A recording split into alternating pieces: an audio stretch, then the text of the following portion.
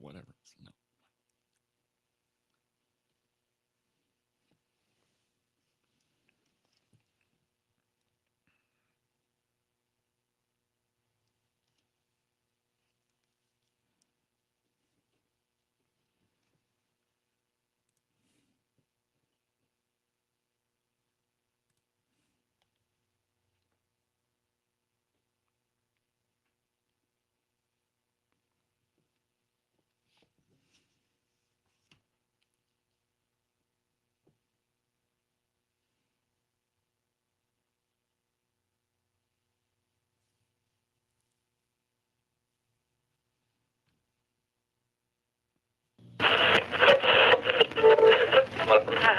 And there's intimacy on the radio, and there's naturalness on the radio that can never be replicated on TV. The marvelous resurgence of radio as a political force in this country. News-related radio programming is evolving. There's a huge hole in our dialogue that can be filled by the synthesis of traditional radio and the freedom that comes from a live podcast. You're about to experience Cowboy State Politics live. Here we go. Hello again, and welcome to American Top 40. I'm Casey Kasem, and I want to thank Dave, debuting this week at number 36.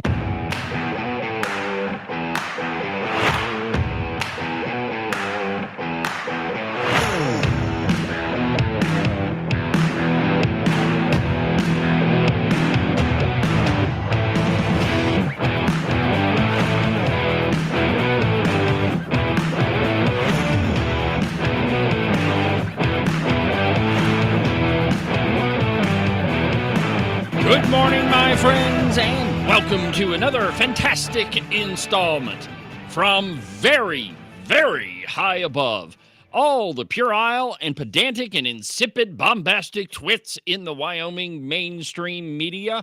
This is Cowboy State Politics. I, of course, am your illustrious host, David Iverson, firmly ensconced behind the silver Cowboy State Politics microphone and broadcasting to you from the base of the Bighorns at the Cowboy State Politics Studio in Sheridan, Wyoming. Good morning, my friends, and welcome to the program. Happy Friday. It's Open Line Friday.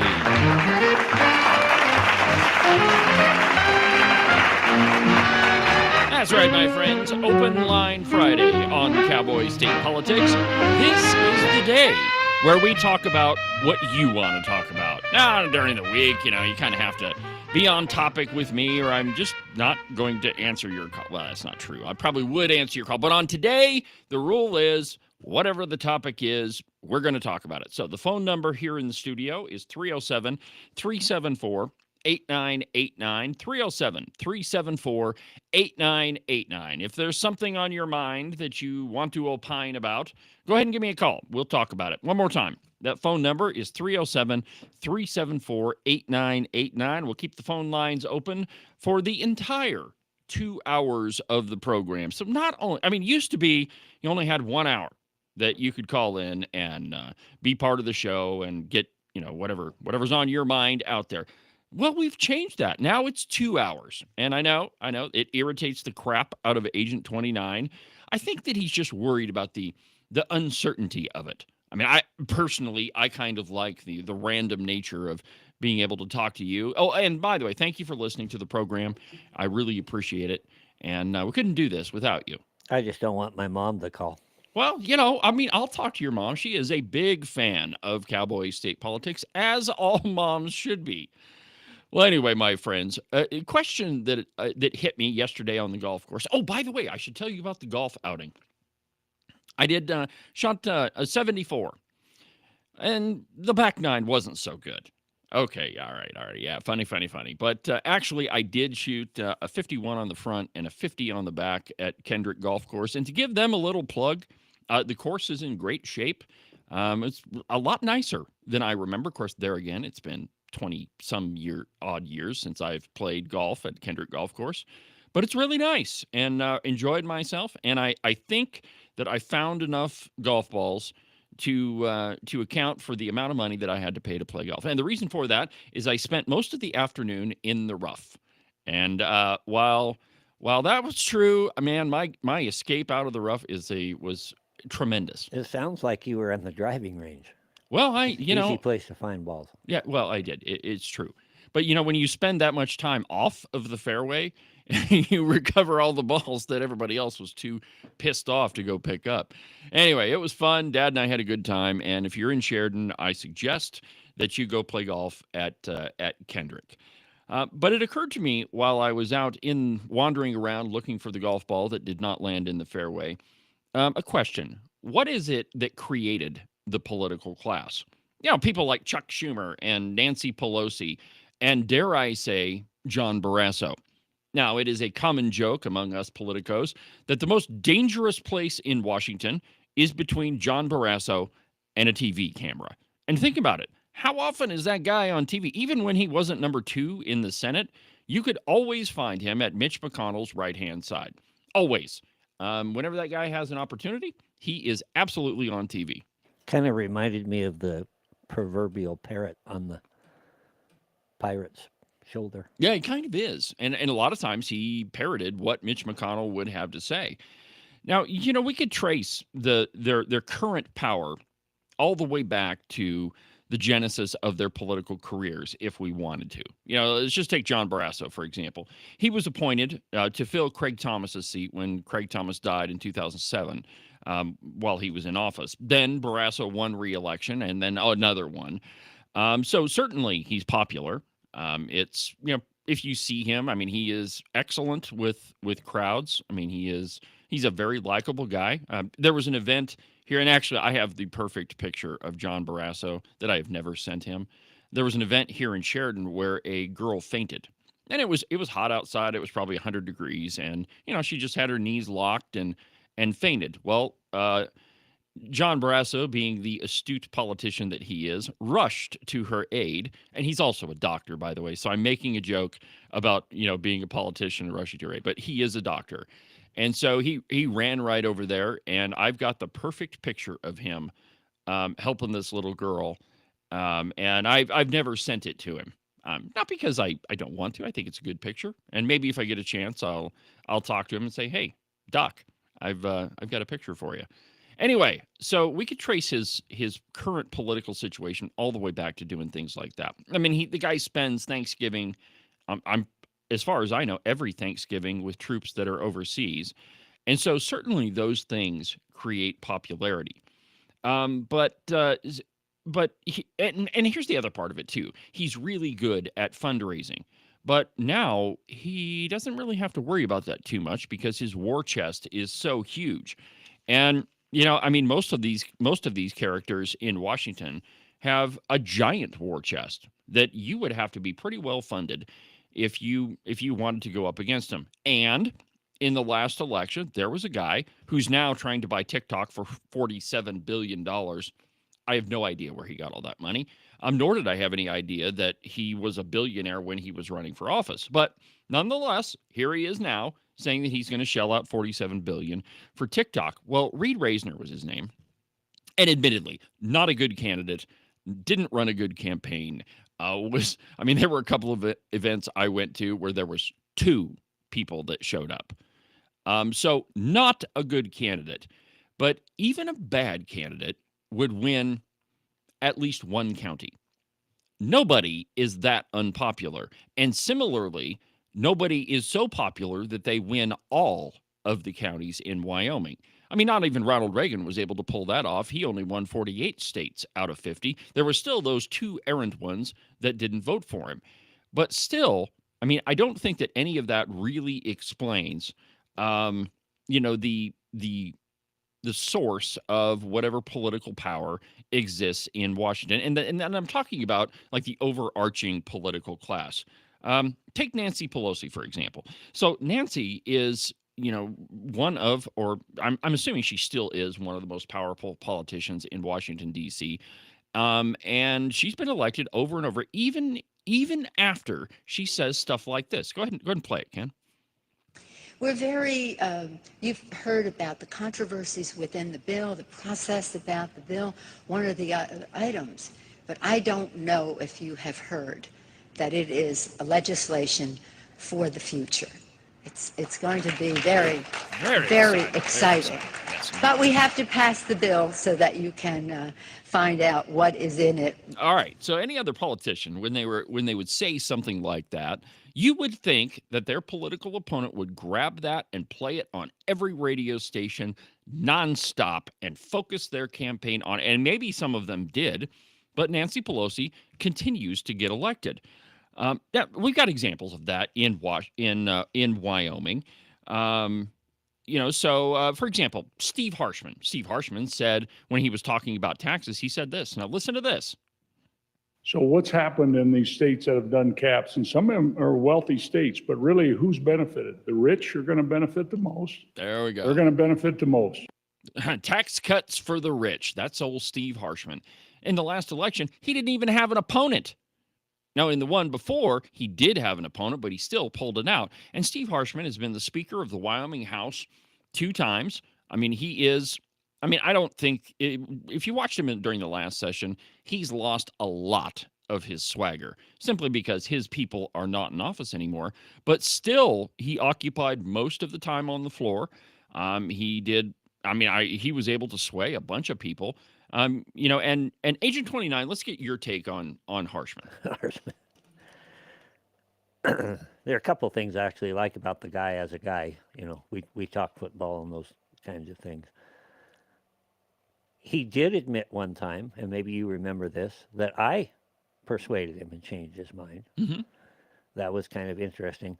But I went up to him, I think it was about a week before we were done, and I said, I want to know how many history credit hours I'm going to be awarded after sitting through and listening to you pontificate for this, because he would get up there and filibuster and talk about history and all these other things and wander.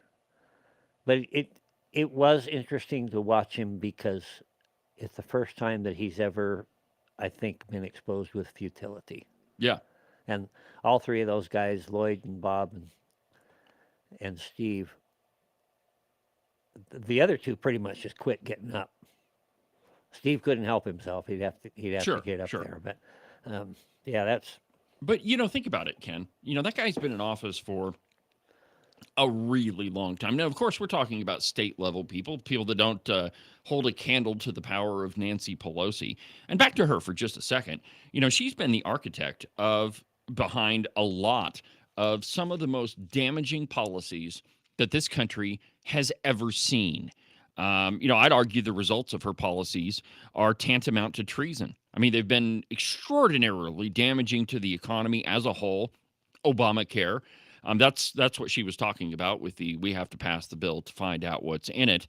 And she's been very damaging to the country's political mechanisms. Think about January 6th. I mean, that committee that she set up was profoundly damaging to the country in a variety of different ways. But she still gets elected. Not only that, she does really well in the stock market. Yeah, she does. She missed her calling. Yeah. She could have made E.F. Hutton look like chump change. Yeah, the truth is Nancy Pelosi has beaten the predictions of every single hedge fund. Now, nobody is that smart. It's all insider trading. But that's just another example of, something that should be used against her in a campaign. And yet she continues to get elected.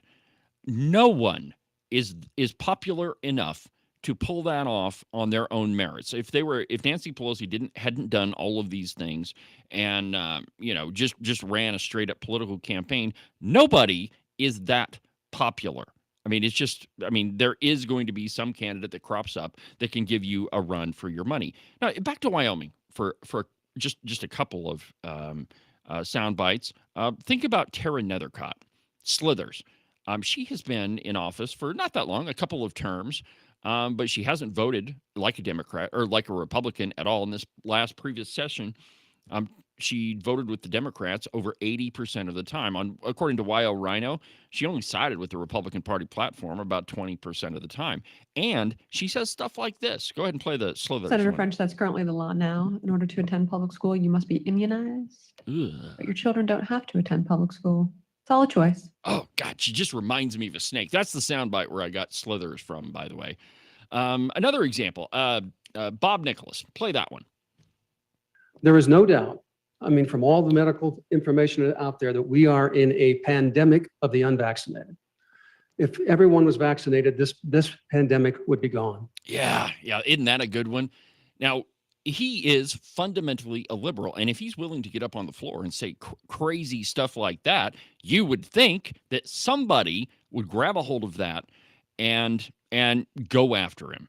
Now, I know what you're thinking, that I'm probably going to come out with some grand conspiracy to explain all of this, but I'm not. It's actually a lot simpler, and I've got more to say about it after the break. So let's go ahead and take our first break, and when we come back, I'm going to tell you what I think the source of a lot of these politicians' power is, and it's the same old thing. It's not really all that complicated, but it is powerful, and it does work. I'll continue in just a second.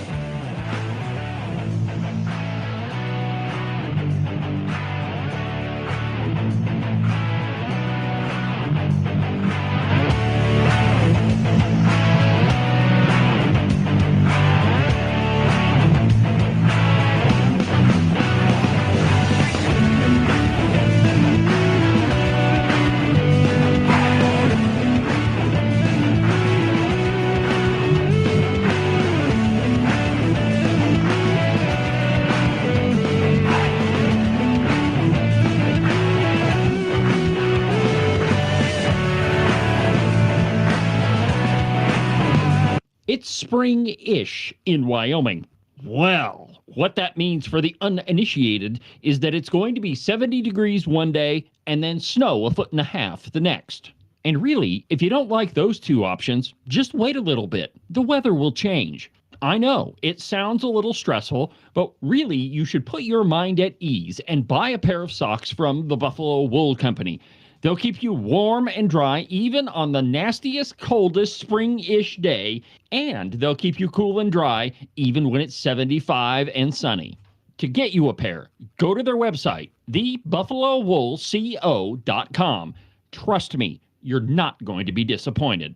Are you one of those people that said something like this before Trump became president? I have a house in Spain that is going to be ready right after the election. Siberia. Nova Scotia. I'm definitely moving to Canada. Straight to hell. Iceland. France. Asia's pretty cool. And has the past 5 weeks just been more than you could bear?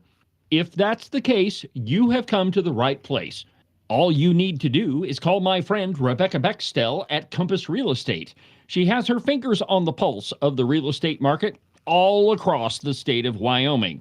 Last year, she sold around $30 million worth of property. Everything from small residential properties all the way up to big giant ranches. So if you've got to get the heck out of Dodge, if you've got to be gone Johnson because you can't stand that Trump is the president, call Rebecca Bextel. Her phone number is 307-699-3519. Let me say that one more time for you in case you missed it. 307-699-3519. I've never felt the freedom like I do. I feel stronger every day, don't you? Well, I can show you how. A new day, a new way. Watch out, I'm only gonna get stronger. A new day, a new way. Watch out, I'm only gonna get stronger. A new day, a new way. Watch out, I'm only gonna get stronger. A new day, a new way. Watch out, I'm only gonna get stronger. I've never felt the freedom like I do. I feel stronger every day. I'm only gonna get stronger. Cowboy State Politics is only going to continue to expand this program. Each and every day, it gets bigger and bigger and reaches further and further across the country, across the state. It's Cowboy State Politics, number 35 on the list of, there we go, American Top 40. I'm Casey Kasem, and I want to thank Dave, debuting this week at number 36. All right, 35 on the list of the 100 podcasts that you need to listen to in 2025. Sorry, if you listen to that soundbite, he says debuting at 36. Yeah, that's where you debuted, but we moved up. That's true. And when you get that close to the top, it's hard to move up. It really is. And, it's I have to check myself every once in a while that you show up on that list and, you look through it. And the guy that runs that list, he just sent me just says, "Hey, congratulations for being on the list of the top 100 podcasts." And I was like, all right, well, how did I end up on that list? And who makes this decision? And how? Well, I started looking through it, and there are some big names on there: Mark Levin, Matt Walsh, Charlie Kirk is on there. Allie Beth Stuckey, I really like her program. There's several people. Steve Dace is on there, and of course, all those people are above me. But still, to show up on the same list of folks as those guys, yep, quite an honor. And I still haven't quite figured out how it happened, except to say that the power of Cowboy state politics is incredible. Well, welcome to the program, my friends. Thank you very much for listening. If you want to be part of the show, it is Open Line Friday, so call the number 307-374-8989, 307-374-8989. Now, before the break, I was talking about how politicians are able to amass so much political power that even a guy, and admittedly a terrible candidate, I mean, he advertised on my program, but hey, man, somebody's got to pay for this program somehow. And I know I subjected you to his ridiculous ads for an entire summer, but somebody has to pay the bills around this place. And I charged him for it. Don't you even worry. So anyway, my friends, how do politicians amass so much power that they are able to win every single county in a state? I mean, even against a terrible candidate, they're going to win one or two counties. I mean, it just goes to figure. But I'm not suggesting that there's some giant conspiracy in Washington, D.C. that allows politicians to consolidate so much political power that they're able to withstand everything. Now, I'm sure that there are conspiracies, but I don't think that this is one of them. Now, let me explain what I mean. And this is getting a little heady, but I just want you to understand my thought process here. In philosophy, we talk about narratives. Now, a narrative is a story. It's a political train of thought that's used to convince you of one thing or another. It's a way to explain things. For example, one narrative was the 1619 Project, the ridiculous racist project put out by the New York Times that claimed that this entire country is built on slavery and racism. It's entirely apocryphal.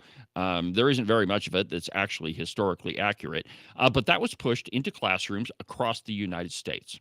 It is a narrative. The narrative is that this country is racist and has been racist from our very founding. And then there are grand narratives. That is, a grand narrative is a story that explains all of it.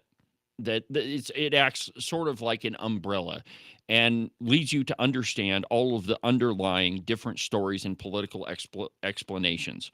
And I just use politics as an example. In philosophy, politics would only be one little subset of it would be one of those one little minor story narrative things.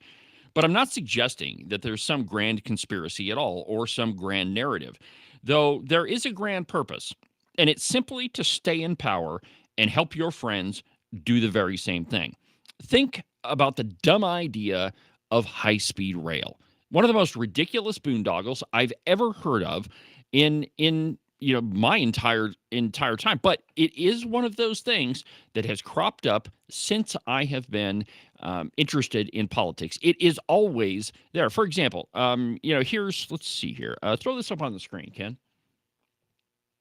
Okay, so this is just an article. A restructured California high-speed rail is poised to lay track. So think about how long this has been going on, probably since 2005, 2009, and that is where that picture right there is where it sits at this very moment. It started out to be like I think it was somewhere in the neighborhood of a $38 billion project, and then it got curtailed and now it's like 140. I've actually got the numbers Do here. you? Yeah, it's a lot. I've got just a real quick soundbite, if I may. Yeah, go right ahead. Play it. This is Governor Newsom in 2010, I believe it was.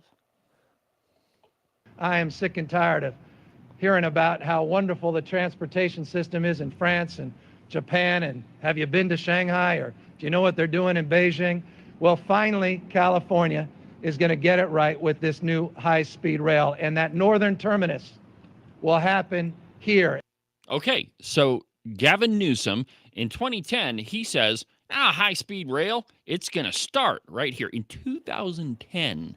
Well, yeah, there have been attempts before, and he just said, this time we're going to get it right. Exactly. Now, Joe Biden, the perfect example of the high-speed rail guy. He's like the only person that ever rode on an Amtrak train. I'm exaggerating, but very few people ever rode on Amtrak, and it is one of the government endeavors at a rail service that the only thing that it really ever accomplished was wasting money. Check out this Daily Caller article. It's entitled "California Defends High-Speed Rail Boondoggle" by saying it will take 20 years to finish the initial segment. California is defending high-speed rail in the way that only California could defend high-speed rail. Listen to this.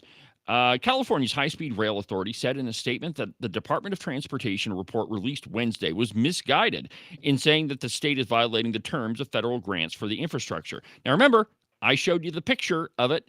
Go ahead and throw it up on the screen again, Ken. All right. Oh, sorry. Current slide. There you go. Okay. So that's the picture, and I'm going to leave it on the screen just so you can see this as I run through the numbers. The state agency said California has made progress, pointing to the fact that Gavin Newsom's proposed annual allocation of $1 billion to complete an initial opening segment of the project over the next 2 decades. Now, this thing's been going on since 2010, and that section that you see on the screen, that's it. Like, it doesn't continue into the distance. That is the entirety of the California high-speed rail right now, and that's it. Now, California officials initially intended the project to be a bullet train system connecting San Francisco to Los Angeles and to be complete in 2020. But the project cost has risen from $33 billion to more than $100 billion in the years since. An official webpage detailing progress of the project says that 96 miles of the guideway have been completed out of the 100, and then that's not true. It's the guideway they're talking about, which is all that is just the right of way. That's what they're talking about. Within the 171 mile segment of the rail system. All right, we can get rid of this picture. I'm tired of looking at it. Making me crazy. So even with continued federal support, the project is far short of funding needed to finish just that section of the track. Wednesday, warning that California has 37 days to reply before it may cancel the roughly $4 billion project, federal funding for the project. California has received $6.9 billion in total federal dollars for the rail system to date. So it is the best example of a political boondoggle that has ever been created. And it's absolutely amazing. I want to play for you Trump's comments, if I may. Yeah, go right ahead. One of the things I want to investigate rapidly, because I've never seen anything to this extent, the train that's being built between Los Angeles and San Francisco is the worst managed project I think I've ever seen, and I've seen some of the worst. Billions and billions, hundreds of billions of dollars over budget. In fact, I read where you could take every single person that was going to go on the train and get the finest limousine service in the world and take them back and forth with limousines, and you'd have hundreds of billions of dollars left over. It is the worst thing, and we're going to start an investigation of that because it's not possible. I built for a living, and I built on time, on budget. It's impossible that something could cost that much. And now it's not even going to San Francisco, and it's not going to Los Angeles. They made it much shorter. So now it's at little places way away from San Francisco and way away from Los Angeles. No, we're going to start a big investigation on that because I've never seen anything like it. Nobody has ever seen anything like it. The worst overruns that there have ever been in the history of our country. Now, this is one of those situations where Trump is not exaggerating. There have been billions and billions and billions and billions of dollars dumped into it, and it's had no progress. It doesn't work. It's never going to work. And it doesn't matter how much money we dump into it, it's still going to be the same. And yet, the people who came up with the idea continue to get voted for. Why? Well, the answer at the local level is pretty simple, because it takes a heck of, I mean, if you're dumping a bunch of money into something, a lot of people are making a bunch of money. And so it's pretty easy to convince people to vote for you when you're providing for their entire existence, and you have been since 2010. But it is no more complicated at the local level than they're bringing home the bacon. I mean, just how many times have you listened to representatives talk about pork barrel spending? I have to have money for this project and money for that project, and I'm not going to vote for your bill unless I get my little project done, whether it's a bridge or a lake or a highway or what have you. It doesn't matter. It's all pork barrel spending, and that's one of the big explanations at the local level why folks get elected. But that is not the source of. That's symptomatic of the real source of the problem. But it's no more complicated than it is the ability to tax. That is the source of the political power in Washington. If you can tax people, you can spend their money in any way, shape, or form, and because you hold the levers of power, you're able to direct that money wherever you want to go. Now, in a perfect world, when you had enough money to run whatever it is that you're running, your city, your town, your county, your state, you would stop taxing for a while. You would say, hey, we've got enough money. We don't need to continue taxing. Let's give everybody a break. But that's only in a perfect world. In Wyoming, we have a $30 billion sovereign wealth fund. That's enough to run the state for several years. Several more if we stopped all of the dumb spending. But yet, we continue to tax. We continue to accumulate money and dump it into these funds. And never once have we thought, well, maybe we should stop taxing because we've got enough cash. We don't need to tax anymore. Or an even more radical idea, since we don't need the money and we're not using it, maybe we should give it back to the people. I think sometime I'll bring some more details to this, but the city of Cheyenne spent $197,000 to study a place to put a railroad station. What? Yeah. What? A Wyoming high-speed rail? It doesn't say high-speed. They're just trying to bring back passenger service to Denver. But one would presume that the idea is that you don't have to go through the traffic and everything. You can back and forth. They've been doing passenger service in Wyoming. Wyoming got here because of trains. Yeah. And tell me more. I'm fascinated. The free market would handle it if there was any money to be made. But anyway, we'll bring more details on that on another story at another time. But Wyoming is not immune, once again, from the same stupidity that's going on in the rest of the country. Now, here's the reason why I picked high-speed rail as the example for this. That it is a dumb idea that has never worked. Amtrak doesn't work. In fact, they're going broke. California can't pull it off. Well, I mean, it's California. But yet, politicians in Wyoming, and we tend to think that our own politicians are a little bit smarter than everybody else's, but the truth is they're really the same. And this is the city of Cheyenne saying, hey, why don't we study how to build a high-speed rail from Cheyenne to Denver? And I don't remember how many miles it is from Cheyenne to Denver, but it takes you roughly an hour and a half, 2 hours to get there, depending on traffic. So we're going to build a rail from Cheyenne to Denver. Now, why? We already know that it doesn't work, that it's a dumb idea, that it's going to go over budget, that nobody's going to ride on it. And but yet, we still do it. Why? Because, no pun intended, it is the perfect vehicle to persuade voters. That is what it's about. And the folks behind it, the politicians that are in power, have realized that it is also the perfect vehicle to reward their political allies with pork barrel spending on the local level.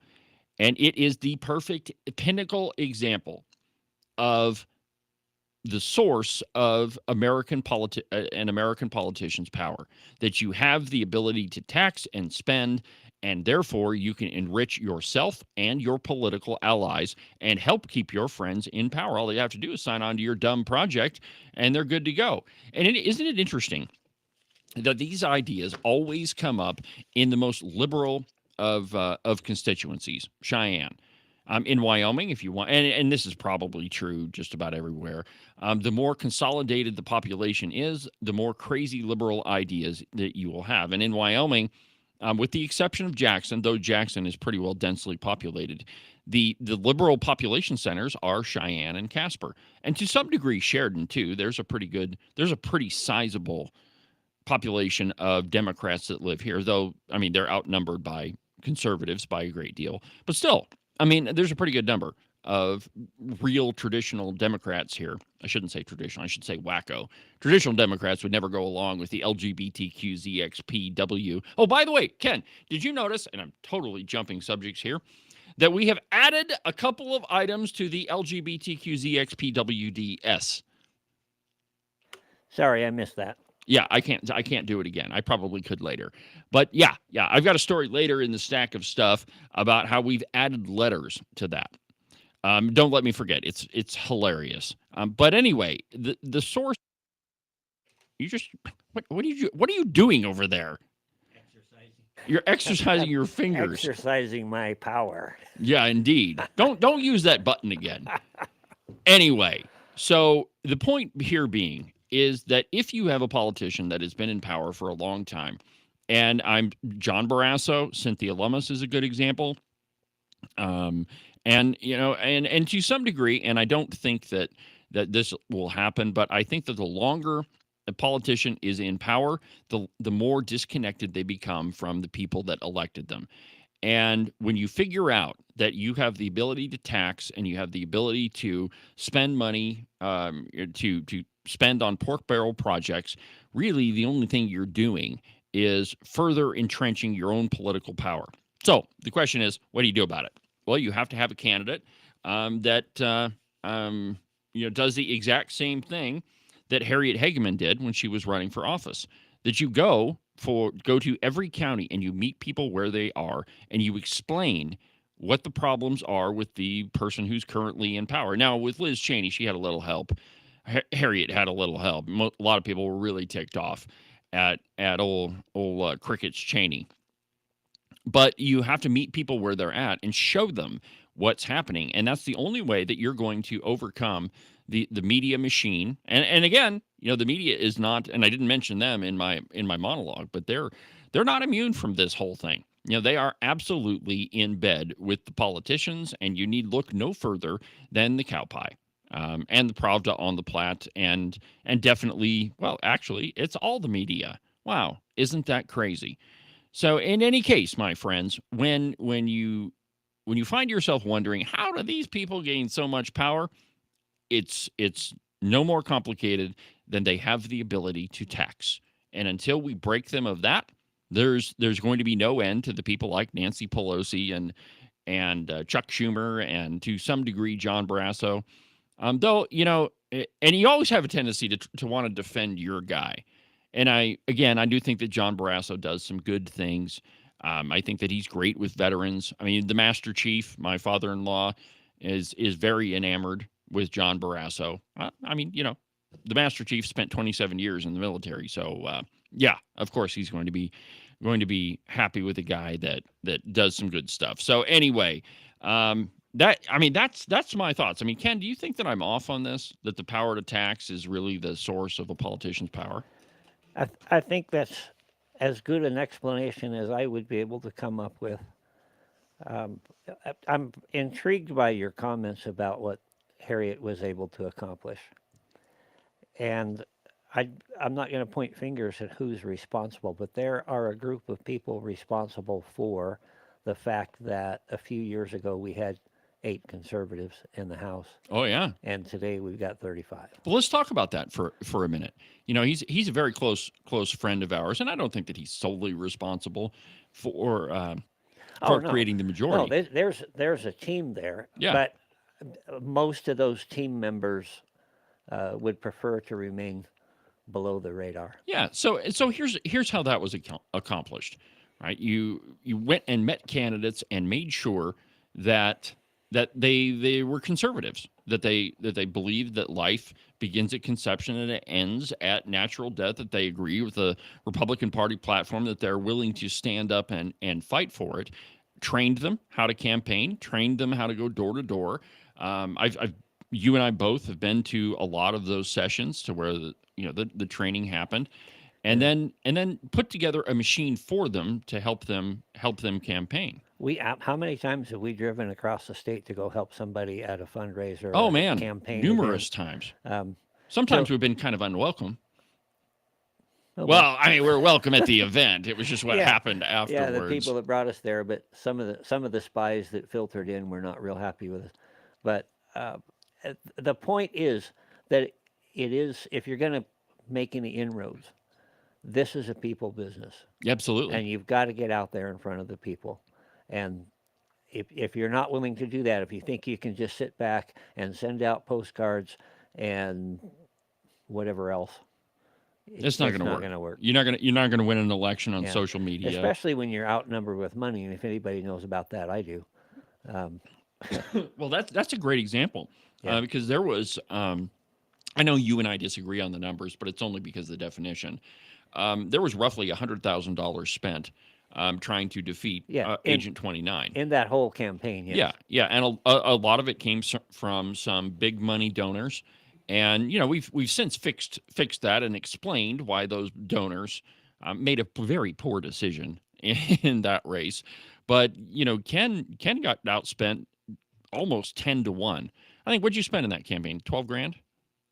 That's pretty close to that. I don't remember for sure. Okay, so no more than 15. All right, so $100,000, just using round numbers, to $15,000. So the question is, how did Agent 29 win that election?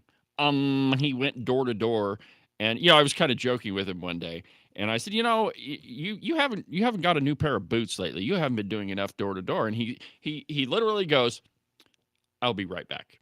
And he goes to his truck and he comes out with a pair of boots that the sole of them is worn off.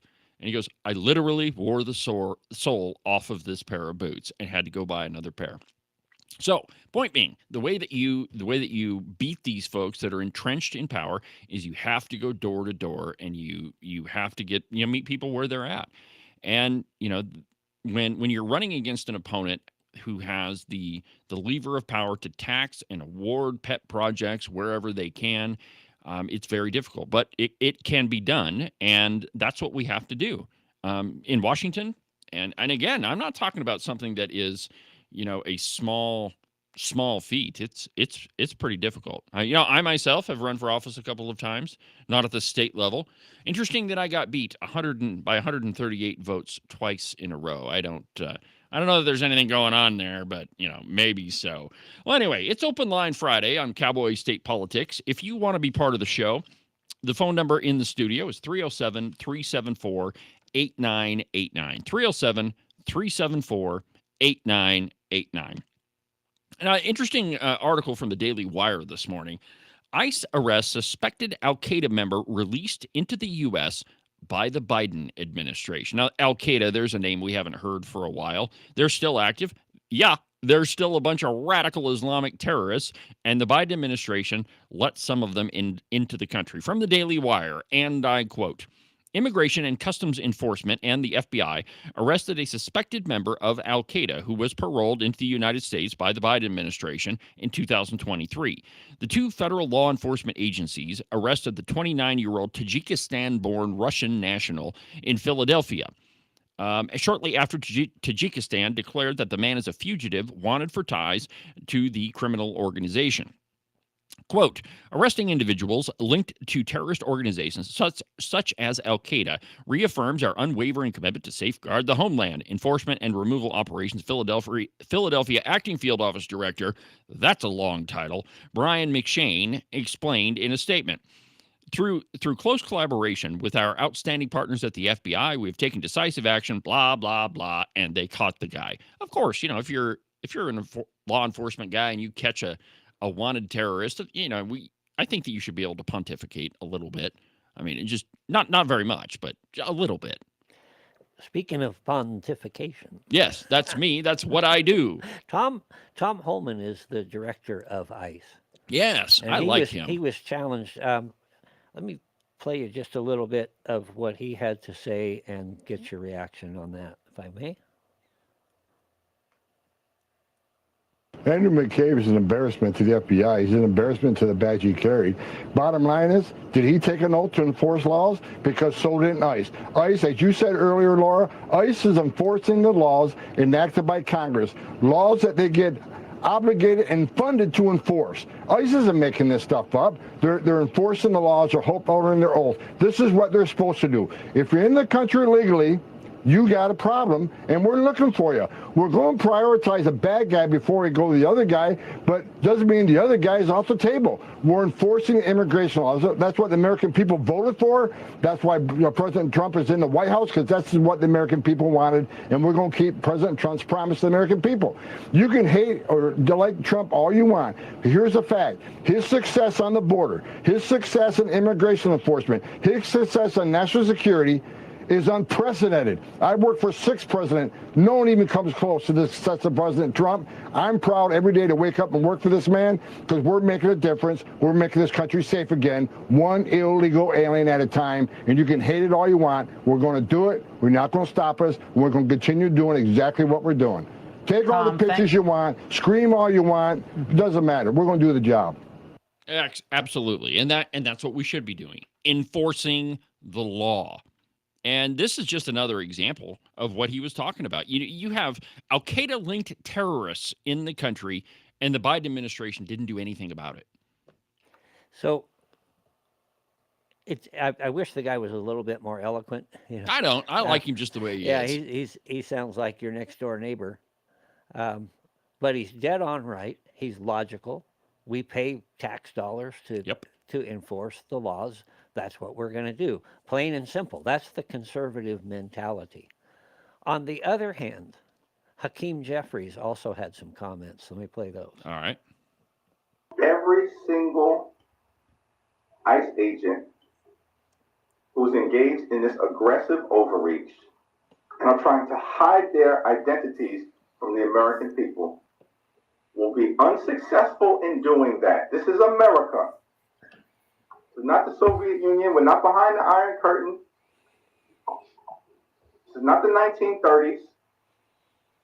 And every single one of them. Stop right there. No matter what it takes. Okay. So this is the current state, and Hakeem Jeffries is another example of a politician that should not be in office, that given all the really bad stuff that he's done, he should have been unelected. But right in that soundbite, he said, this is not behind the Iron Curtain. So now he's comparing ICE to the Russian, what do you call them? That KGB. The KGB. There you go.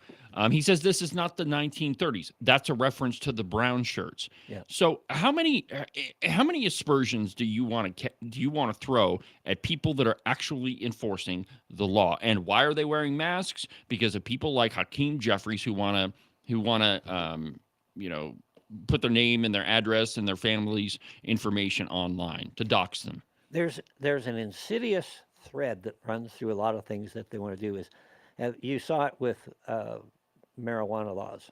It's a dumb law, so ignore it. You saw it with immigration laws. It's a dumb law, it's dumb, so ignore it. Instead of change the law, okay, they're doing the same thing with guns. Yeah.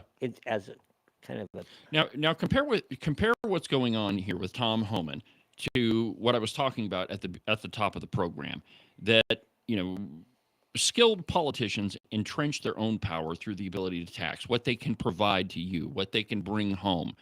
Now, that's very different than what a conservative politician, and by the way, we can have a discussion of whether or not Trump is actually conservative. I don't think that he is. I think that he's a populist with conservative leanings. But the difference between the two is stark. So they're both providing something to their constituents. But it was Trump that said, we're going to enforce the law. Period. And Trump recognized that illegal immigration is a problem across this United States.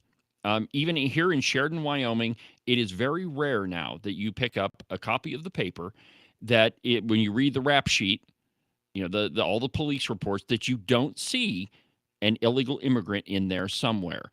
one of the more publicized ones. And again, the Sheridan Press is not on the side of anything conservative, but they did put this in. There was a couple of illegal immigrants going around and scamming ATMs. I'm not exactly sure how you scam an ATM, but they were doing it, and it was Venezuelan illegal immigrants that were doing it.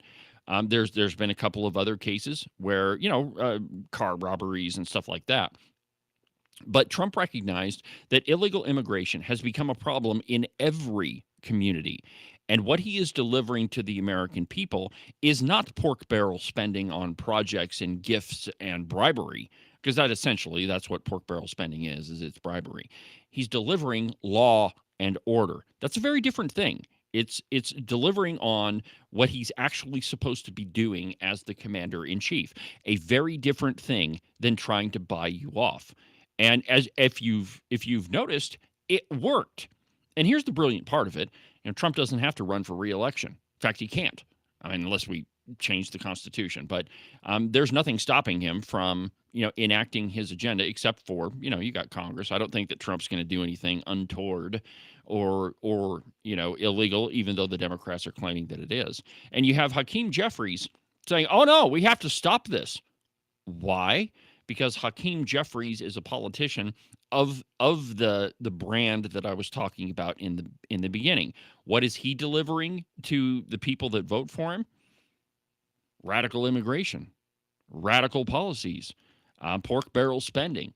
And the whole part about illegal immigration, that is self-serving with Hakeem Jeffries and the folks that are of his same Democrat ideology, that eventually will give amnesty to all these folks that are in the country illegally, and then they'll all vote for us. So that's what Hakeem Jeffries is up to. But just think about the lengths that the Democrats go to. They want to dox people who are enforcing the law. And by dox, and I don't know, I think most people understand that, but let me just explain what that is. That's when you publish the home address and as many details as you can about a person. I've had it done to me by a sitting state senator, by the way. Publish my home address, every piece of personal information that he could get for me. And, I don't really care. I mean, go ahead. I allegedly have a very large collection of guns, so I'm not really worried about it. But my point is, if you do that to every ICE agent, think about their families. All these people are trying to do is enforce the law and do what their job is. And Hakeem Jeffries wants, and here's why you would dox somebody: to get protesters to show up at their door, to threaten their families, because that is the end terminal result of doxing somebody.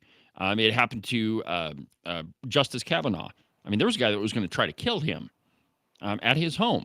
So that's the terminal result of doxing somebody. It's interesting, too, because that's another thing about leftist projection.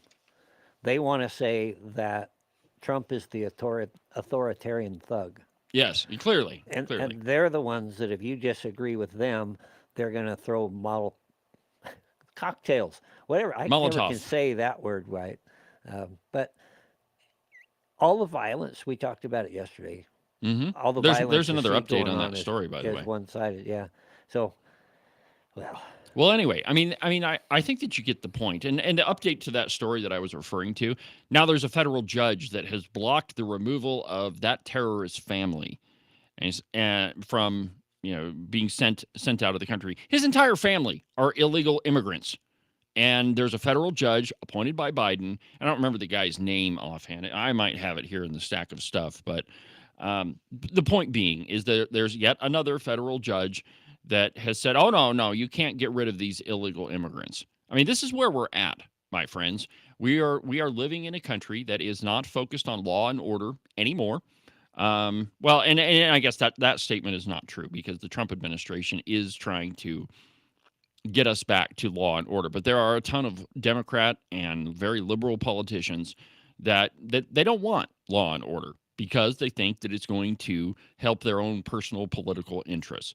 When we come back from the break, another lighthearted story. We've added some letters to the whole LGBTQZXPWD, and it's a ridiculous story about an airline that is going as possibly good as they can. I'll tell you about it in just a second. You won't believe where they're from.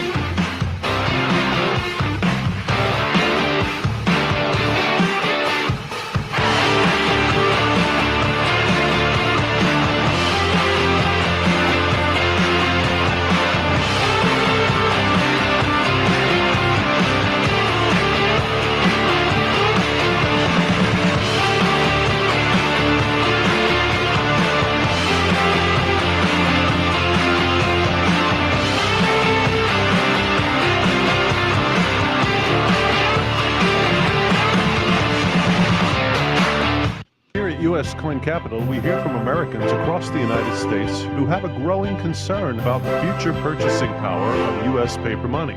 Many Americans are looking for an alternative for long-term capital. For more than 35 years, the people at U.S. Coin Capital have educated American investors on how to properly accumulate United States gold and silver coins. Call us at 1-800-878-2646 or visit us on the web, uscoincapital.com. Make sure that you subscribe and follow the Cowboy State Politics podcast. You can do that from the website, cowboystatepolitics.com, or anywhere that you get your podcasts. That way, you'll make sure that you won't miss a single episode of Cowboy State Politics. Some say standing up for what you believe in is being extreme. Ask any woman in Wyoming. They'll tell you this is called courage. The mainstream media claims that holding the line on important issues is being unreasonable. My mom taught me this is called staying true to our principles. In other places, people argue you always have to compromise to get something done. Here in Wyoming, we know that some things are worth protecting at all costs. Some say it's time we give up on the values that made our state great to accommodate toxic culture. I say it's time to stand tall and protect the values that have served Wyoming well for over 134 years. Join Honor Wyoming as we defend and preserve the Wyoming way of life. Find out how you can make a difference today. Visit honorwyoming.org.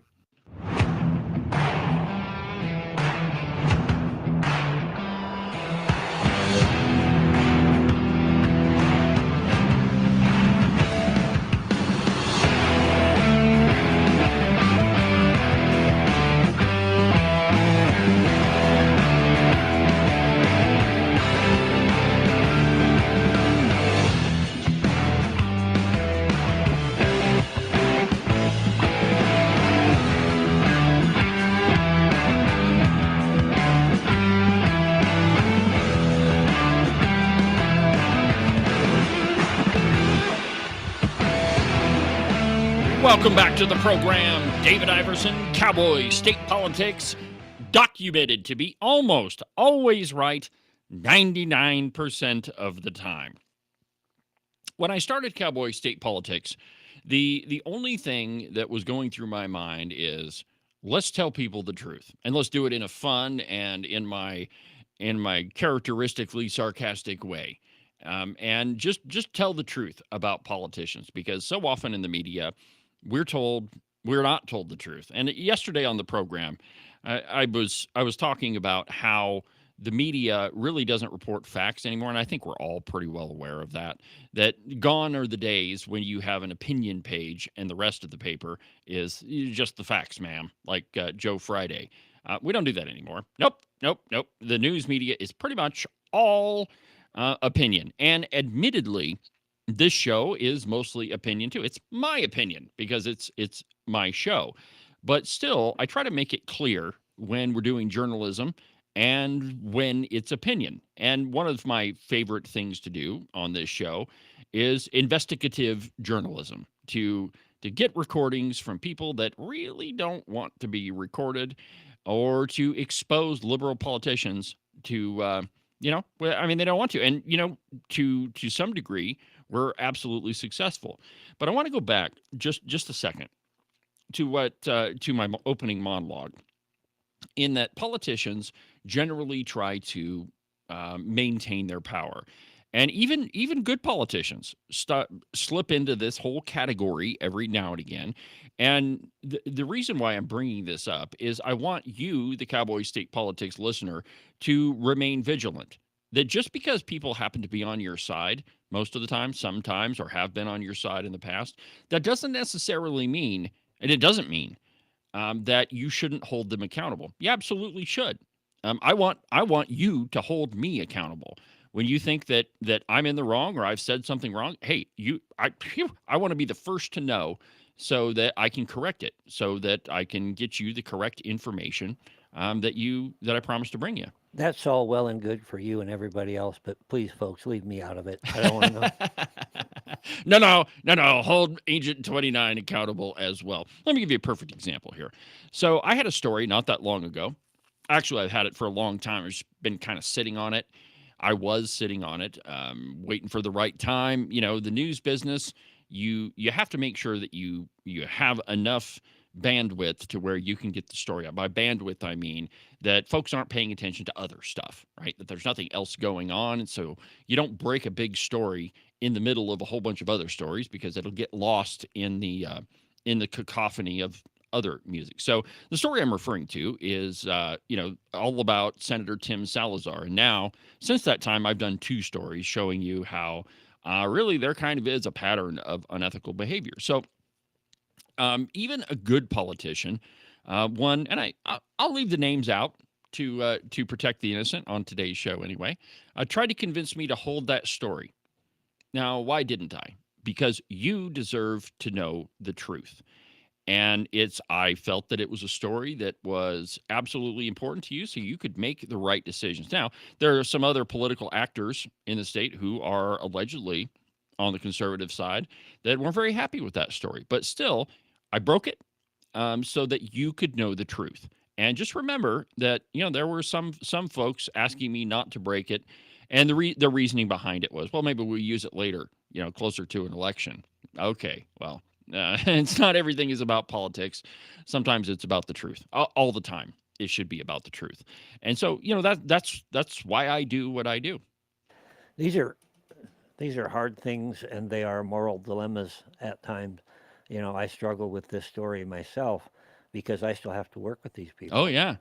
And we want to be as effective we want to do the job for the people. So I can understand the desire to quash the story or maybe temper it because it wasn't an attempt to quash the story. Don't take that. Okay.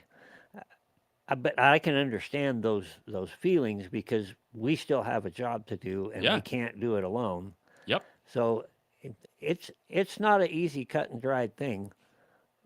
But if what you're selling is truth, you're never wrong. Exactly right. And if you wonder why, and I on the program, I say, well, documented to be almost always right 99% of the time. So, and I'll just tell you how that number comes to be is every time that I'm wrong on a fact, I issue a correction, and I do it at the beginning of the show. I lead with my mistakes, so that I've had to correct something. And so far, through the history of Cowboy State politics, I've had to do that 9 times, and I think that it's a good thing to do because it adds to your credibility. No one is right 100% of the time, and when you're wrong, you should admit it. So that's where that number comes from. And like Agent 29 said, if what you're peddling is truth, well, you can't really peddle truth, but if what you're selling is the truth and documented facts, then you got to do that. And it's a tricky business because it's also politics, and I too have my own political agendas, admittedly so. And so anyway, all I'm saying is just be vigilant and pay attention to all the politicians around you. Everybody needs to be held accountable, including me. And in fact, don't believe a word that I say. Do your own research. Find out what is true for yourself. You should read the things that they tell you to read. You should read the things they tell you not to read. You should read the things that piss you off. And then you make up your own mind about what is true. Thomas Jefferson said, question with boldness, even the very existence of God. And what he was saying is find out why you believe the things that you do. Find out what is true. And the only way that you can do that is read all sorts of different things. Oh, to that end, on what did we say, Agent 29? On Tuesday's program, we're going to have an interview with Representative Trey Sherwood. Was that on Tuesday? 16th, whatever that is. The 16th. Well, we're going to record it on that day. She can't be live. We're going to record it on that day, and we'll be playing it shortly after that. Yeah, so we'll That's the record deal. that. Okay, so it's 2 Mondays from now. Yeah, my little Rolodex is not right here. Well, anyway, so the point is, I've been trying for a really long time to get a Democrat on the show, and not to for any other reason, just to have a conversation. And you have to do that because you have to hear from the other side. Now, we are going to have a little debate, and for example, one of the first people that I disagreed with that I tried to get on the program was Representative Landon Brown. By the way, it has been 1,598 days since Landon Brown agreed to an interview on Cowboy state politics and then didn't show up. Hey, Landon, if you want me to stop counting, maybe you should come on the program. You are absolutely welcome anytime you like. I'm sure we would have an interesting conversation. You are welcome on the show anytime. So anyway, today is Open Line Friday on the program. And if you want to be part of the show, the phone number is 307-374-8989. Go ahead and give me a call if you want to. Now, I mentioned this a couple of times on the show that we've added a couple of letters to the LGBTQZXPWDS litany of whatever you want to call them, designations or whatever. I don't even know what these things mean.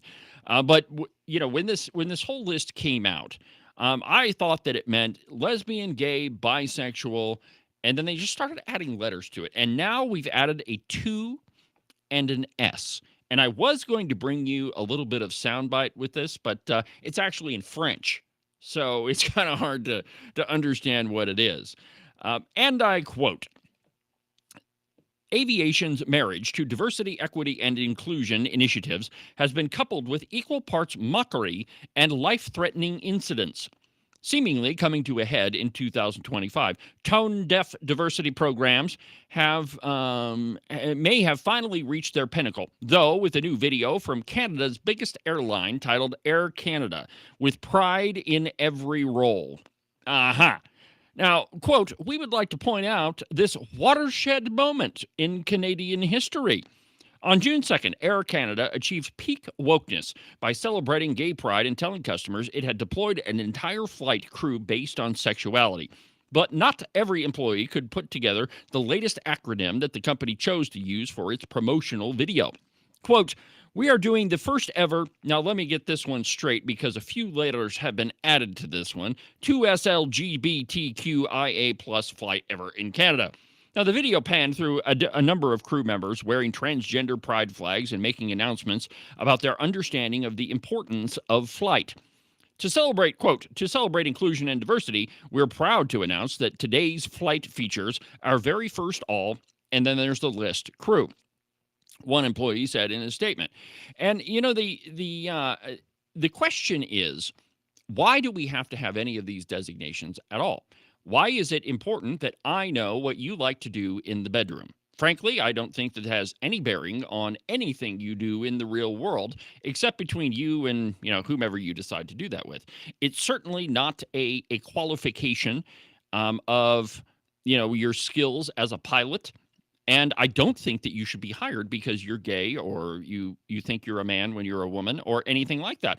I'm not getting on an airline that says we've put together a whole crew based on who they want to have sex with. I'm just not doing that.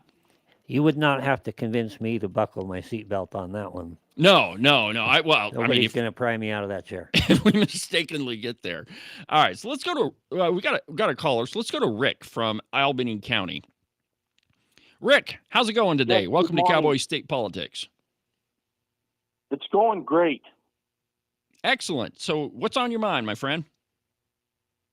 Yes, I had recently watched a documentary about the problems with the high-pressured CO2 pipeline that's being pushed on the farmers and ranchers in the Midwest. And I've recently learned that a few sessions back, the Wyoming legislature had agreed to accept federal tax money from the national legislature, and the governor helped sign us onto that, and wondered if you or your host, your guest, could comment on what stage is Wyoming in the possibilities of installing a dangerous high-pressure CO2 pipeline. Well, now, specifically, I don't know too much about whether the governor signed on to that or not. Just a couple of questions for you, since you're obviously more educated on this than I am. So was this CO2 pipeline put in without agreements from landowners? Was it eminent domain, or how did they put that together? Do you know, Rick?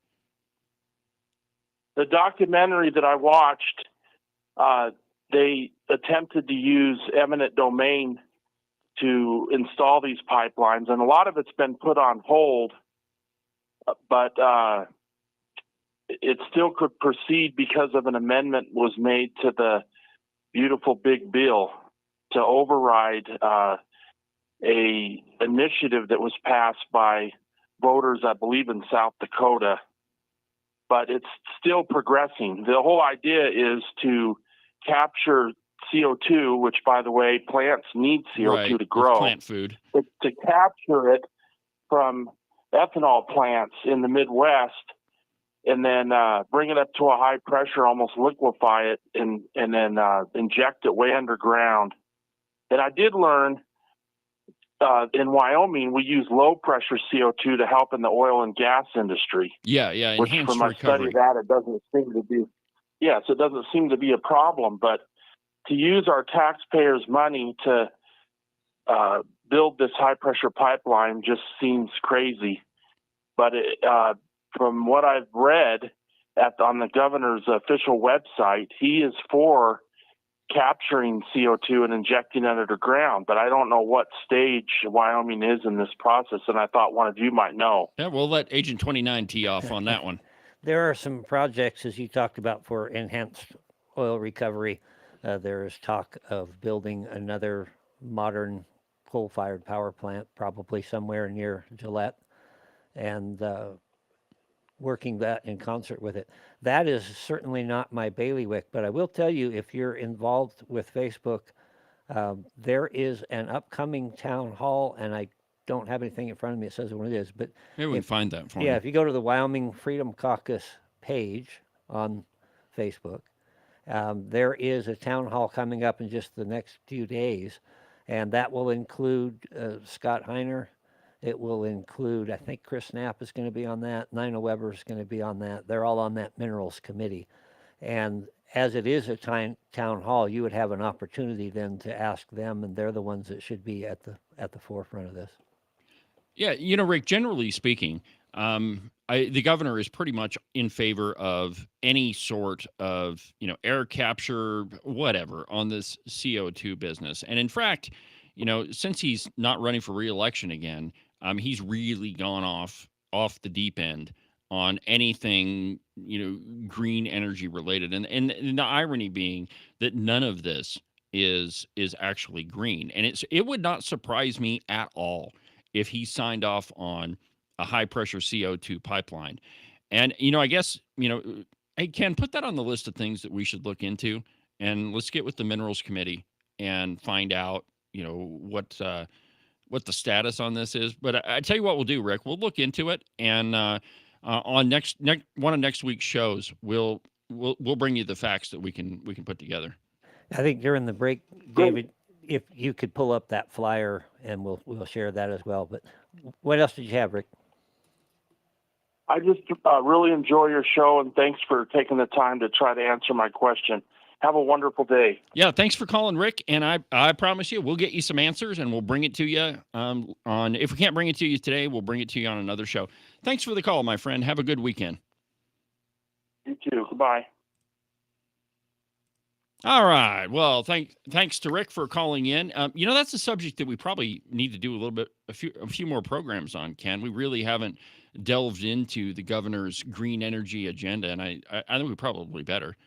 I don't know if anybody had a chance to catch the SLIB meeting yesterday or any part of that, but it was more of the same. The governor's on one side and Secretary Gray is on the other side, and it's a little iffy. But yeah, we do something like that. We need to get one or two of these people that are in the Minerals Committee that are getting these briefings that are on top of that, and have them answer some of the questions. Now, to answer Rick's other point, about a high pressure gas line, yeah, he's right that they are dangerous, and the pressures we're talking about are several hundred pounds, probably several thousand pounds worth of pressure. And here's where the danger of that comes from. It's not from the pipe itself. It's from when there are mistakes made putting the pipeline together.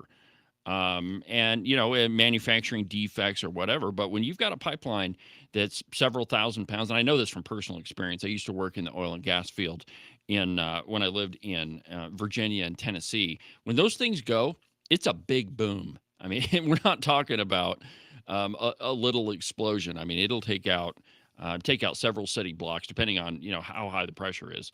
And certainly, if landowners are being strong-armed into going along with this through eminent domain. But the truth is, I just don't have enough facts to talk about it. So we'll do some research on it, and we'll come to we'll just bring some facts to you. So let's go to another break.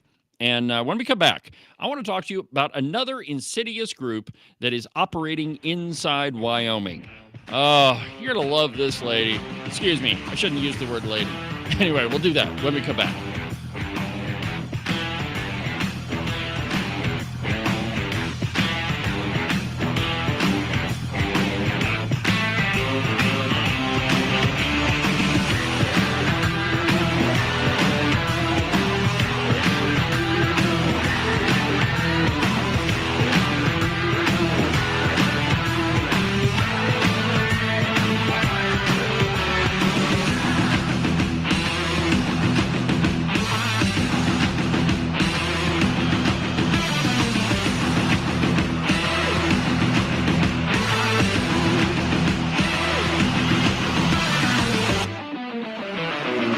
You are listening to Cowboy State Politics Live.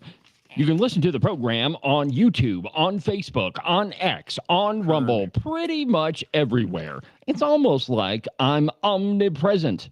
If you miss an episode of Cowboy State Politics Live, you can always go to the live replay, which is located at the website, cowboystatepolitics.com, under the live replay button. You can listen to Cowboy State Politics Live every Tuesday through Friday at 8 a.m. You can listen to the Cowboy State Politics podcast anywhere that you get your podcasts. iHeartRadio, iTunes, TuneIn, really any of them will work. But the easiest place is just to go to the website, cowboystatepolitics.com. There you can find all of the shows, as well as any of the articles that I might bring up during the course of a program. That way, if your name is Joe Biden and you can't remember if you had your pudding today, well, I probably can't help you with that, but I can definitely tell you why you should have never ran for president. And now, back to our program.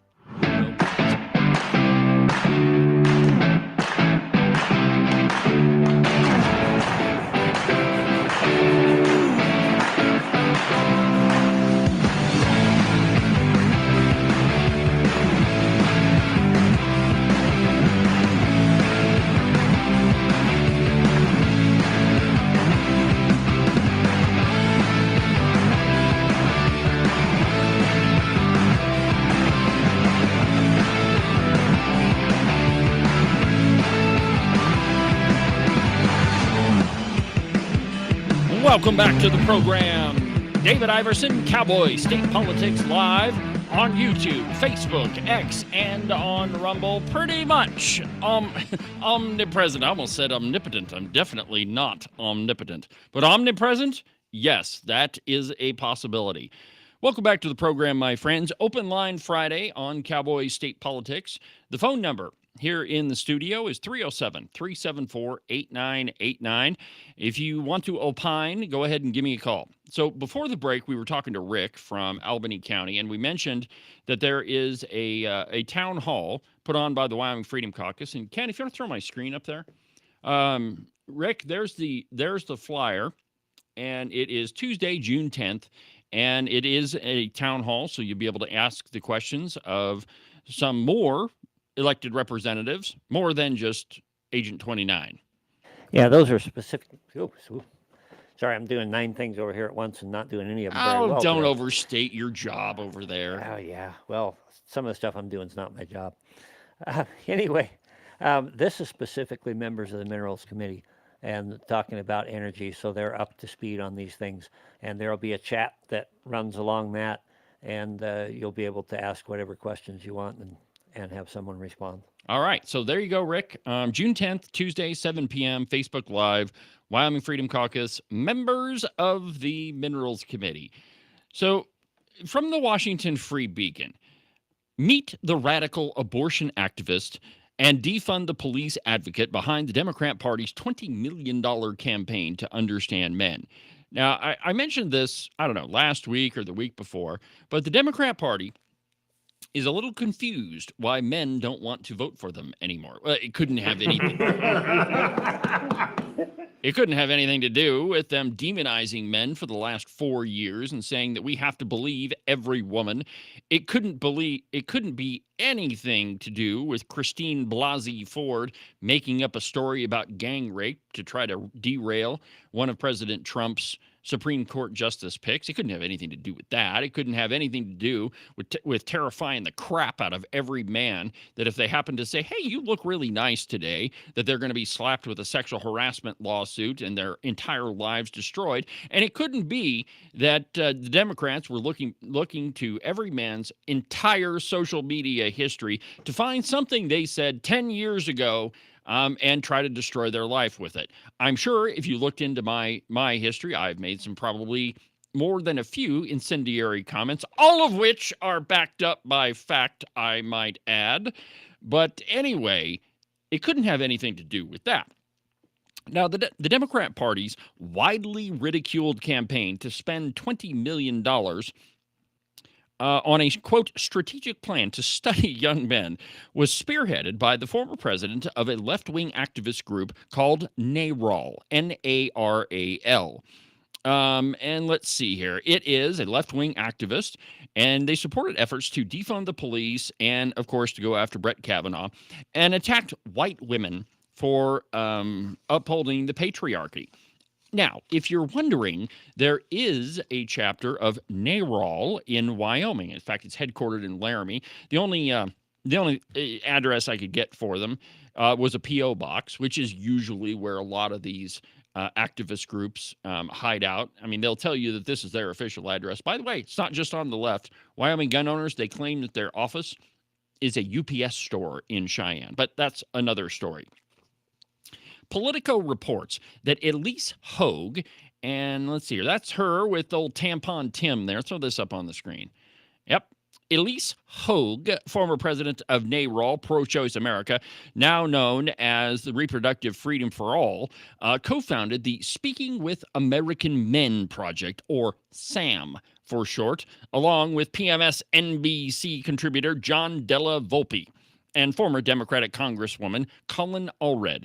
In an interview with the Virginia-based news blog Democratic Congressman, maybe he thinks he's a woman, I don't know, Colin Allred, and in an interview with the Virginia-based news blog, Hogue argued that the widespread mockery of the group's efforts, which include, listen to this, supercharging social listening and analyzing the syntax, language, and content that gains attention and virality in male online communities, proved that they were on track. Now, maybe, just maybe, their assessment of what the problem is the reason why they're not so effective. So, for example, here's another picture of Elise Hogue. Maybe she is a hog. I'm not sure. Anyway, she certainly behaves like one. Hogue, a professional left-wing activist who worked at groups such as Media Matters, MoveOn.org, and Greenpeace before joining NARAL in 2013, is perhaps uniquely ill-suited to the task helping Democrats win back male voters. I'm just looking at that photograph and I'm thinking, what if they had pictures of Freedom Caucus folk standing there like that? Oh, yeah. See, you guys would be called Hitler.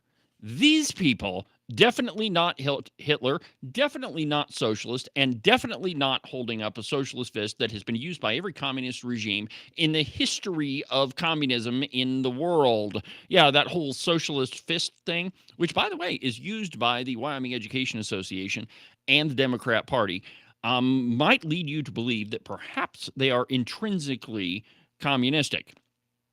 Anyway, this Hogue person is a professional left-wing activist who worked at Media Matters. Media Matters is the media attack dog that was literally funded by George Soros, personally funded by him. There was a press conference between Hillary Clinton and George Soros when they launched Media Matters, and he was there. George Soros hardly ever comes out of his cave and makes a public appearance. I mean, he does so at at the World Economic Forum and Davos and places like that, but never in a press conference with Hillary Clinton. So this NARAL group, and let me just read you a little bit about these folks since they are active in Wyoming. This is from, and go ahead and throw this on the screen, Ken. So this is a website that I use a lot. It's called Influence Watch. And anytime you hear of a group with a flowery sounding name, or they've got some acronym that spells something, or any group really, one of the first places I go to is influencewatch.org. And I mean, it's a great resource. You can find all about these groups and their funding, which is perhaps the most important part. So let me just read some of this to you. NARAL, Pro-Choice America, formerly the National Abortion Rights Action League, is a social liberal organization which engages in political action and advocacy efforts to expand access to abortion across the United States. NARAL operates primarily through grassroots organizing, leading nationwide campaigns to promote and normalize abortion. NARAL, alongside its political action committees, is one of the most influential left-of-center organizations in the country. Following the 2028 election, NARAL was ranked second among the nation's most influential left-of-center political organizations for the success rate of their endorsed Democratic candidates. So obviously, they haven't had a whole heck of a lot of success in Wyoming, but they are still active here. And, anytime there is an abortion bill that comes up in the legislature, you'll see groups pop up. Maybe they're not of the same, they don't have specifically the same name, but what groups like NARAL and others do is they funnel money into more grassroots-led groups. Wyoming Equality is one of them. They get a tremendous amount of funding. The Equality State Policy Center, they get funding from a whole bunch of different sources. So let me just tell you about the money that these folks bring in. In 2017, NARAL reported $14,349,000 in total revenue. I mean, I'm telling you right now that is the lowest number. That a lot of these groups are able to hide funding sources. And so even though you see that number, $14 million that was reported to the IRS, that's not the total number. I mean, it can't be. Considering all of their nationwide activities, I mean, that's nowhere even close. Anyway, this Hogue lady, again, me using the word lady, I'm trying to be deferential. I gotta break that habit. But anyway, she has a long history of left-of-center, left-wing organizations. I mentioned Media Matters, but there's some others. MoveOn.org, Friends of Democracy. She's on the editorial board of The Nation. She was going to run for the DNC. So this is a pretty much heavy hitter. But here's the funny part about all of it. The Democrats are trying to figure out why they can't connect with women.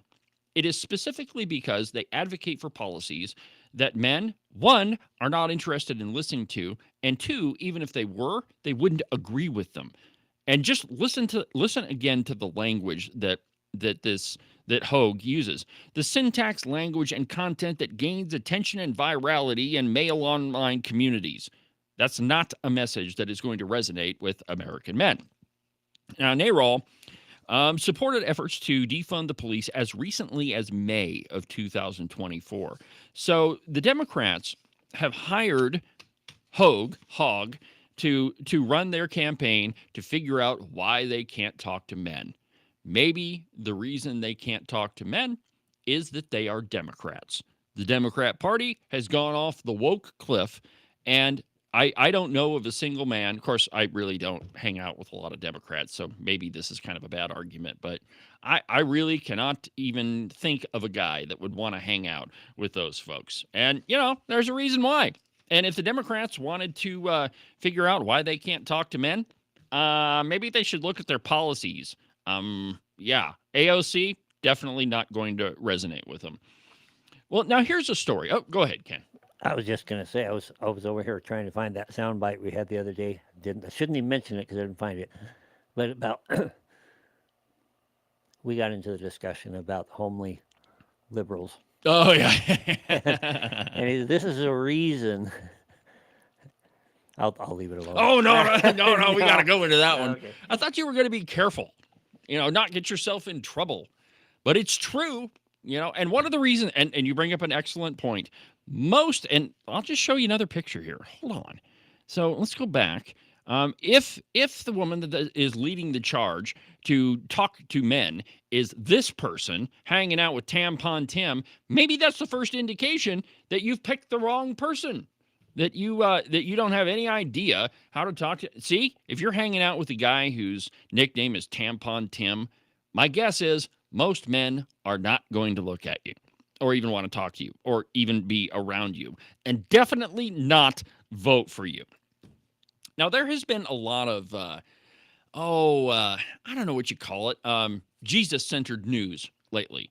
And I have been dying to talk about it, and it always seems that we get to the end of the program and I haven't hit it. So I've got two stories that I want to talk to you about. And the first one is about the Dead Sea Scrolls.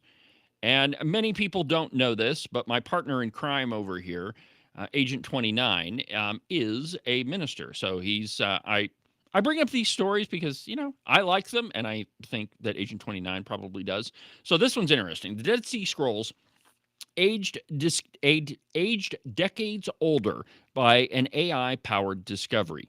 Listen to this. A fragment of the Dead Sea Scrolls that underwent genetic sampling to shed light on the 2,000-year-old biblical trove was shown to Reuters by the Israeli Antiquities Authority, an international team led by the University of Groningen, I guess, has combined radiocarbon dating and paleographic analysis and artificial intelligence to assign more precise dates to individual Dead Sea Scroll manuscripts, showing many are significantly older than previously believed. Now, the Dead Sea Scrolls contain biblical writings, some of which are, they're super, super old, and originally we thought that they dated sometime after the time of the apostles. And there's this dumb argument. I think I know that it's a dumb argument that, the Gospels were written a really long time after Jesus actually lived. And that's not true at all. And this recent discovery by the Dead Sea Scrolls proves it. And I quote, using a deep learning model called Enoch, researchers input digitized images of the 135 scroll fragments and trained the system to recognize microscopic ink trace patterns, such as curvature and character shape, alongside new radiocarbon results for 24 samples. By correlating those handwriting features with empirically established dates, the team narrowed dating uncertainty to roughly, listen to this, plus or minus 30 years. Holy crap. So essentially, they've been able to pinpoint the date that those scrolls were written, plus or minus 30 years, outperforming conventional radiocarbon ranges for the period of 300 to 50 BCE. Now, until now, most Dead Sea Scrolls have been broadly placed between the 3rd century BCE and the 2nd century based on paleography alone, a method that lacked solid empirical markers. Quote, there simply were no securely dated Hebrew or Aramaic manuscripts from the late Hellenistic era against which to compare, explained Professor Popovic is what it's, I think that, yeah, Popovic, director of the Kuman Institute at Groningen.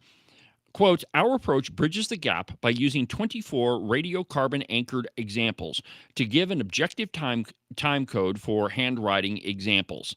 So in other words, and that's a lot of, techno-speak, historical techno-speak, to tell you that they've been able to date the Dead Sea Scrolls to the time they were written. How cool is that? It is pretty cool. That one of my hobbies is, they call it textual criticism, and I've learned to read some of those manuscripts. I have photostatic copies of many of them, and maybe I'll share those sometime to talk about what they're talking about, the handwriting. You can actually see in places where one scribe left off and the next one picked up, because the handwriting's different, and there were characteristics that go to different eras. But I still remain skeptical that they're as smart as they think they are. Oh, sure. Yeah, sure. I don't disagree with your point there, but a lot of times these guesses are touted as solid evidence, or we know this. Well, no, I mean, it's not solid. I mean, when you're talking about history, you have to go to you want to get as close as you can to original sources. Yeah. And and let me just give you an example, okay? So if you read the Bible tells you that Jesus was crucified, they put him in a tomb. 3 days later, the tomb's opened, no body's found, and then the apostles see him up walking around. Okay, so that's what the Bible says, and I believe the Bible is truth. But you can go to other sources, firsthand accounts of people that were writing during the time that claim that they saw Jesus up and walking around. Now, you can make a couple of guesses there, a couple of theories. First, maybe they were just seeing what they wanted to see. Okay, that's a possibility. Maybe they were lying. Okay, that's a possibility too. Or maybe they wrote what they saw. And so when you get enough of those examples together as a historian, when you're writing a paper, you would say, here's all the possibilities, right? Which one is most likely the truth? Occam's razor. All things being equal, the simplest answer tends to be the correct one. And when you corroborate that with what's written in the Bible, and you've got, contemporary historical examples, you can draw a conclusion that, yeah, that's what happened. Yeah, there's little doubt there. There is more historical evidence for the resurrection than there are for many other things that we take for granted, we don't even question. And yet there's the constant denial out there. Well, of course. I would like to put together some of the things that I'm talking about in a short presentation sometime. Absolutely. I think that would be fun. Yeah. So anyway, each and every year there are archaeological discoveries that continue to prove the truth that is in the Bible. And if you're a Christian, you believe that the Bible is the Word of God and that it's the truth. And that's what I believe, and it excites me anytime that there's an example of that happening. And the Dead Sea Scrolls is a really good example because they disprove a lot of the bullcrap arguments that, well, none of this stuff in the Bible was written at the time, and it's all what people believe they saw. Well, that's just not exactly true. Now, I've got another story, and this one's kind of cool. There's a new movie that is sponsored by the Catholic Church, and it is called The Face of Jesus. Now, here's the cool one question I have. Jesus is depicted across several different cultures, in several different countries, and in different parts of the world, and for the most part, they all pretty much look the same. Now, there are some depictions of Jesus that are obviously not at all accurate, that he's kind of depicted as a European guy, which, couldn't have been the truth. Jesus was a Jew. And but by and large, the face of Jesus is pretty much the same across all cultures. So this new movie, it is called The Face of Jesus, and I want to play for you the original trailer. So go ahead and throw my screen up there and unmute it. We see God's fingerprints all around us. Nature reflects his beauty, truth, and goodness. And the face of Jesus touches us on an even deeper level. But do we know what his face actually looks like? Are we humans able to see the face of our God? What does Scripture say about this?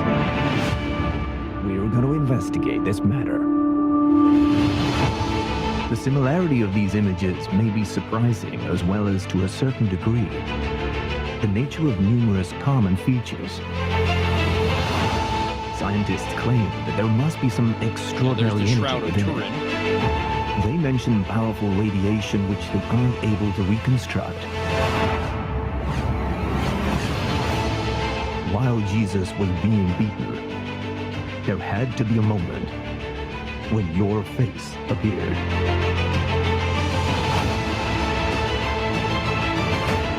During his lifetime, Padre Pio used to say that the Holy Veil of Manopello is the greatest treasure we own. Pope John Paul II venerated the Shroud of Turin. As with many other saints, he knew its power.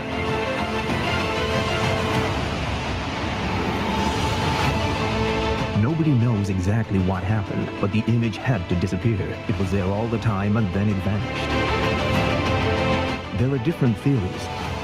The most fascinating one refers to the Knights Templar. Why did the message of God's mercy have to be delivered in that form? This is the postmortem face of Jesus, and this one is from the time when he was alive.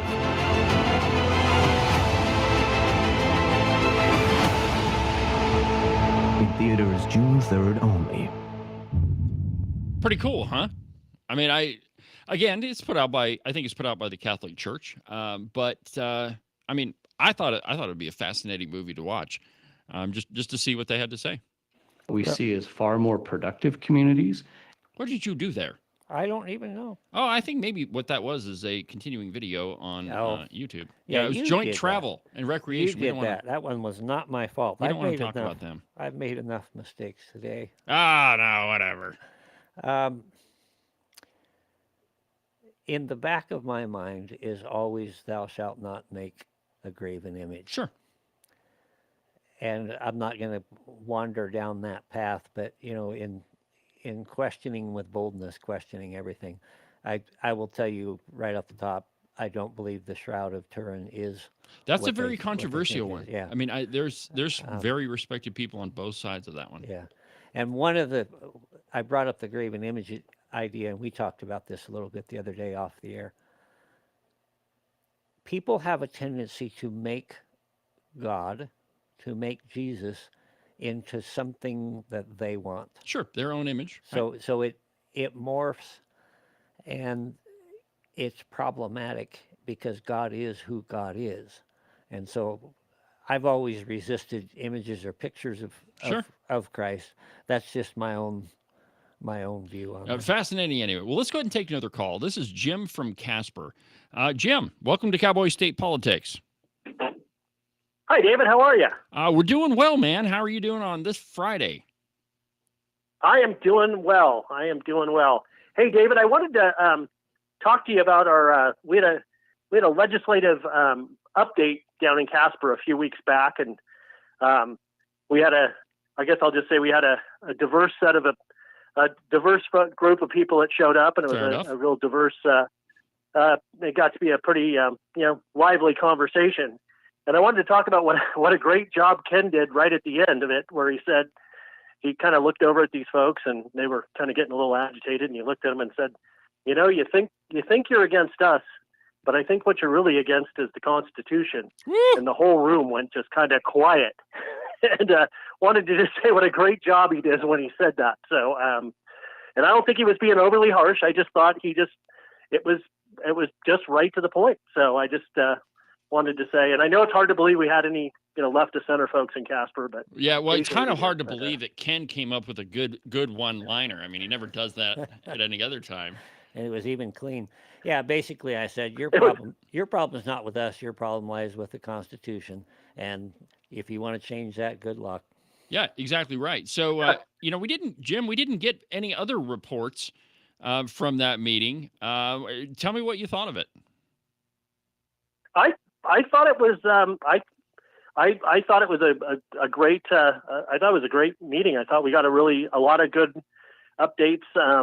Obviously, the nuclear, the potential in Casper is becoming a bigger and bigger issue. And we had a real diverse. I mean, no, I wouldn't say obviously it was the Freedom Caucus folks that were there.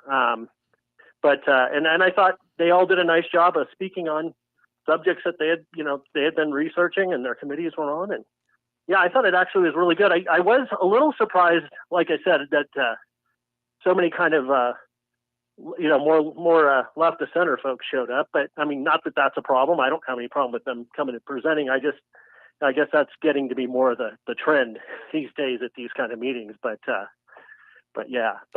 I thought it was good. I mean, I thought Scott Heiner did a nice job, and Jamie Lean, I think, came back from her conference and brought some good information. And John and Ken are always informative. Jamie Lean is a rock star. She's amazing. She is so well prepared. She's very well spoken, and she's brief. Yeah, but I can't get her to come on the program. Yeah, no. Something always comes up. What? Yeah, well, she's fantastic. She's a great. We do have some good representatives in Casper. I mean, some interesting ones too, but we've got some really good ones. And well, you are just being more cordial than I would ever be. Interesting is a fun way to put fun name for guys like Harshman and women like Julie Jarvis. Well, who do I make the check out to, Jim? Well, I was going to joke with you guys. I said, I finally figured out who voted for Alyssa Campbell. So, who was that? I didn't. They came to the meeting, I think. So, you tell me, Ken. They certainly were. They had some opinions. So, question for you, Jim. I mean, I've been watching this controversy about the gravel pit, or gravel pits down in Casper. What's your take on all that? Oh, it's the hot button. It's the hot button issue. I mean, I think it's one of those where everybody's been passing the hot potato on it, right? It's been the state legislature is always a place to go blame if the county commission doesn't do its job and doesn't because they there was approvals for that zoning. Oh yeah. And so and there was local approval for that zoning, and so it sounds like it's pretty well. It sounds to me, David, like it's pretty stopped at this point. But I know, Prism is. I know there's still some legal items going on that. But no, I mean, you're probably not surprised. Overwhelmingly, it's not. People don't want that here. Yeah, yesterday that was what the SLIB meeting, a portion of it was about, and they voted 4-1. Chuck Gray was the only one that wanted the thing to go ahead, and the other four killed it. So. And here's the other thing that really it kind of frustrated me about that whole gravel pit, simply because we've got one here in Sheridan that it's a very, very similar situation, pretty close up to the mountain, and the guy that's behind it, I really like him. He wants to expand it. And, he went through the permit process and, and it, I think that it got approved. And, there were some folks that came to me, and honestly, and it was a very similar situation that's been happening in Casper. Some people very angry about it. No way should this happen. And I just asked them, I said, as conservatives, we should be for, the expansion of business if it's done responsibly and, environmentally safe and all that. And if you're, creating the least amount of impact on the surrounding, environment, then I see no reason why we should be opposed to it. And it just seems to me that we get confused in the things that conservatives are for, because I know that there are a lot of, otherwise pretty conservative people that were against that. And it's just, I think a lot of the times we get our own emotions involved in it, and we don't look at the facts on the ground that these things can be done responsibly. Yeah. And I think it's hard, David. I think, I'm with you. I personally think we should be encouraging private business. I find it kind of not great to be opposed to it. Although Yeah, I have to say I go a little wishy-washy though. I wouldn't like to see a giant hole in the ground and a lot of trucks running, but yeah. So you struggle a little bit with that, I think. But, Yeah. Well, some of us do maybe. So. Yeah, fair enough. Well, Jim, thanks for the call, man. I appreciate you calling in. Make sure you enjoy your weekend. Absolutely. You too. See you both. Bye-bye. Thanks to Jim for calling. If you want to be part of the program, we still got about 12 minutes left in today's show. The phone number here in the studio is 307-374-8989. It is Open Line Friday, so whatever you want to talk about, we'll talk about it. That gravel pit in Cheyenne or in Casper, Ken, that one really frustrated me, simply because I know for a fact those things can be done responsibly. And we have a perfect example here in Sheridan of where it is being done responsibly. And okay, so there's some increased truck traffic, but I mean, come on. Yeah, it is tough because there's always a compromise. You have private property rights, all these other things that come in, and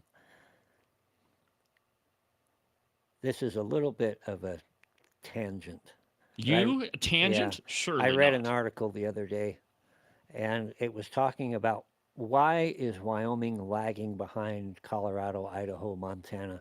Their populations, they pointed out that Wyoming's population, or I think one of the ones they pointed out was Fort Collins and Cheyenne in 1970 were basically 40,000 people.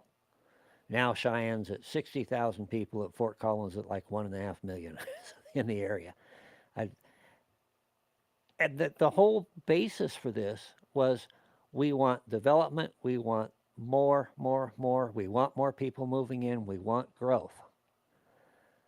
And I said to myself, no, I don't want to live in a place where there are millions of people. I like Wyoming the way it is. And those things are a lot of times at odds with capitalism or free enterprise. And there's that stasis. I think Wyoming has done a pretty good job at large at preserving what it's always been. The scary part to me is that it can't stay that way. Well, and I think that I've heard those same arguments, and I have those same reservations about, having this huge influx of people that it's going to completely change the state. Well, I think that sometimes we forget that it snows here pretty much 8 months out of the year, or at the very least, it's possible for it to snow 8 months out of the year. And when it does start snowing, in many cases, in many places, I'm not trying to rhyme, it can be a kind of a brutal winter. And that tends to chase people out. But why doesn't it chase them out of Montana? Look at Billings. Why doesn't it chase them out of Idaho? Idaho is growing incredibly rapidly. Sure. So that's a factor. The wind blows here, some I've heard. A little bit. Sometimes it blows pretty hard in this studio. Anyway, I'm not opposed to growth, and I think that and I don't think that you should prevent private business at all. So if you have folks that want to move here, I say, yeah, come on. My sister's a mortgage lender over in Gillette. She sold a house over in didn't sell a house. She did the mortgage for a house over in Hewlett, and it was somebody that had moved here from like California or something. And the first question, she sent a list of questions to my sister. Who do I hire to clean the pool? Who would I hire to shovel the snow off of my sidewalk? Why can't I get a pizza all the way out here? And my sister's response to all that is, well, you shovel the snow. You cut your grass, and if you have a pool, you should probably keep it from being frozen and destroying the pool. But you would be the pool cleaning person, and there's not all of those services here. And in Wyoming, and I think this is what holds a lot of, some people that would otherwise move here at bay, is that you have to have a level of personal responsibility here. And in a lot of cases, it's up to you to figure out, how you're going to handle all those things.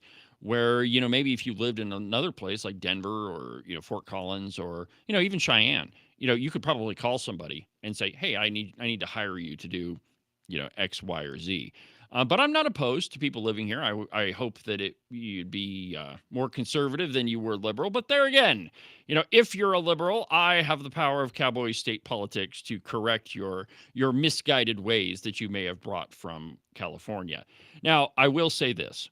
that the vast majority of people that I have met that have moved to Wyoming from other places, California, Illinois, New York, wherever, they've been overwhelmingly nice people. And we don't agree on a lot of stuff, but sometimes on anything, but certainly nice people.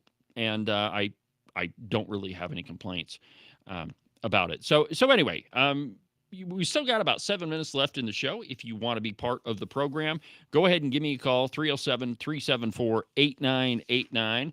Had 2 callers already today, which, Agent 29 doesn't like the whole open phone line thing. It freaks him out. And it's only because, it's the 29th thing that he has to be responsible for.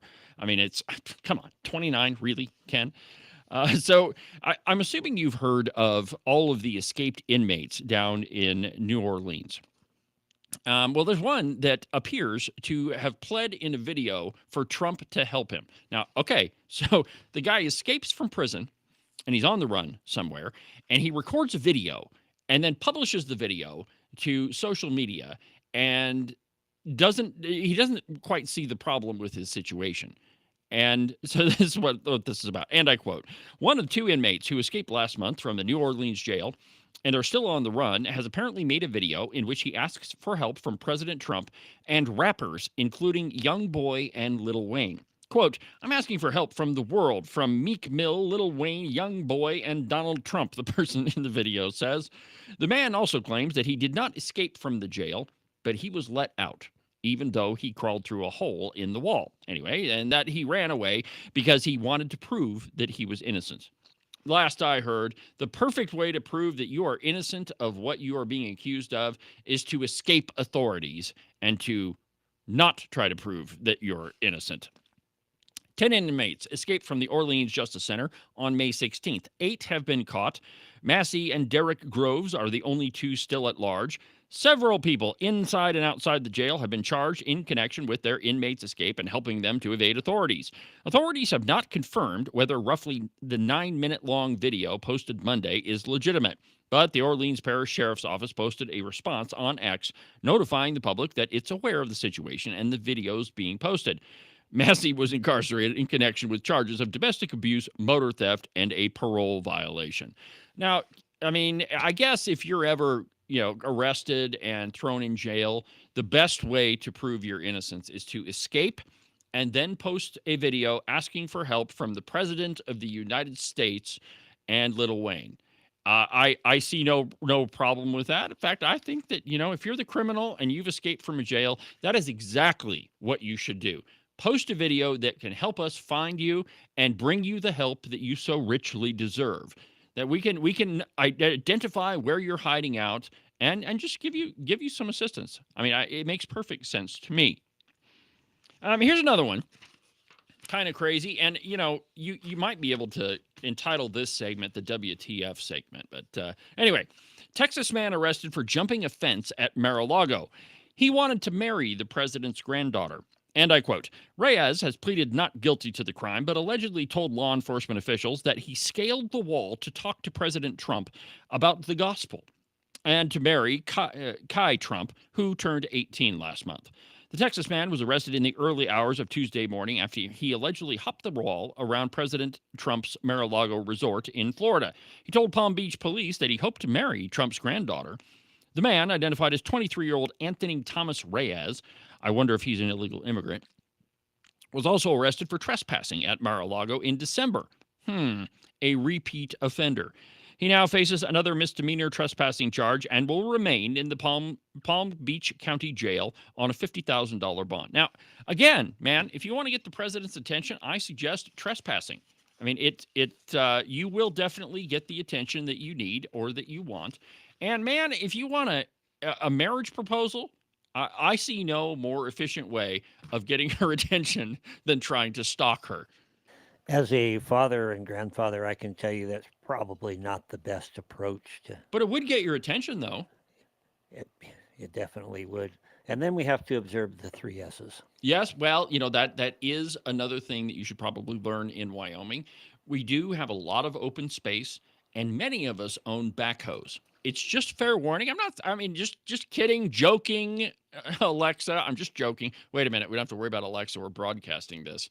Anyway, that'll probably do it for today's installment of Open Line Friday on Cowboy State Politics. Make sure that you don't miss the edition of Weekend Update tomorrow. It's going to be another fabulous show. Of course, Weekend Update is always a fabulous show. I have no idea what I'm going to talk about yet, but I'm sure it'll be fantastic. We'll be back on Tuesday with more Cowboy State Politics Live. I'm David Iverson. Have a good weekend. We'll see you Tuesday.